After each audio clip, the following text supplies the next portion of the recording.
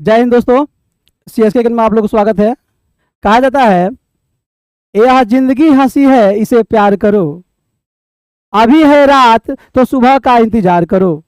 वह वक्त भी आएगा आपके जीवन में जिसको आपको बेसब्री से इंतजार है। मेहनत पर भरोसा और वक्त का इंतजार करो, वक्त का इंतजार करो। देखिए दोस्त, आज हम लोग जहाँ पे हैं सीएसके एकेडमी के, यहाँ पर एक हमारे बाबू आए हैं तो हमारे पंचायत के हैं। इन्होंने 453 नंबर लाए हैं आईएससी साइंस से। जो एक गांव में का स्टूडेंट 453 नंबर अपने ज़िला से पढ़कर लाता है, ये काफ़ी सराहनीय है। ये आप लोग कुछ इनसे सीख लेना चाहिए। आखिर ये कैसे इतना मार्क्स लाए? आप लोग भी पढ़ते हैं और जितने स्टूडेंट पढ़ते हैं सबका उद्देश्य होता है कि मेरा परफॉर्मेंस अच्छा से अच्छा हो। कौन है जो अपने बुरे के लिए पढ़ता है कि हे भगवान हम एग्जाम देते नहीं हम फेल हो जाएंगे? कौन नहीं कहता हे भगवान फर्स्ट आए, टॉपर आए? हर कोई चाहता। इनको मैं मेडल से सम्मानित करता हूं इतना अच्छा अंक लाने के लिए।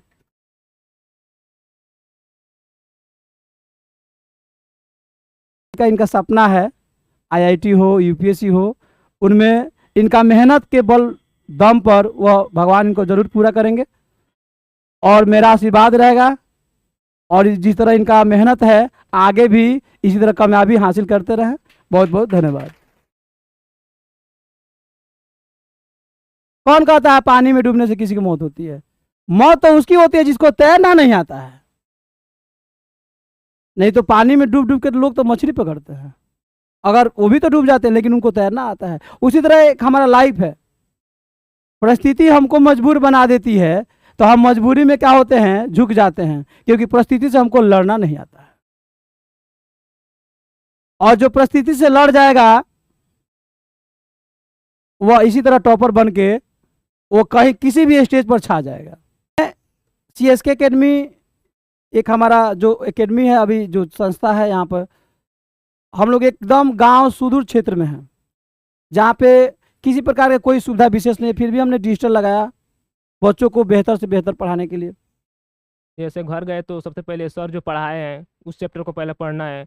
रोज जब तक मान लीजिए वो एक चैप्टर कोई है जो आपका 6 दिन तक चल रहा है, 6 दिन या फिर 8 दिन तक चल रहा है, तो आपको 6 दिन और 8 दिन लगातार इस चैप्टर को पढ़ना है।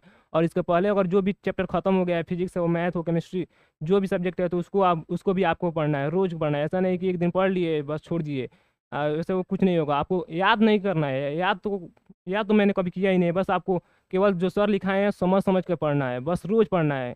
ये ऐसा नहीं कि एक दिन पढ़ लिए हो गया है। जैसे आप फिजिक्स और केमिस्ट्री, बायोलॉजी, तीन साइंस है जो मिल करके एक साइंस बना है, तो इस तीनों साइंस में से आपको हर एक दिन एक एक चैप्टर तो कम से कम पढ़ना है। जो सर पढ़ा रहा है वो भी पढ़ना है, सर जो पढ़ा रहे हैं उसके अलावा जो 3 चैप्टर है उसको भी पढ़ना है।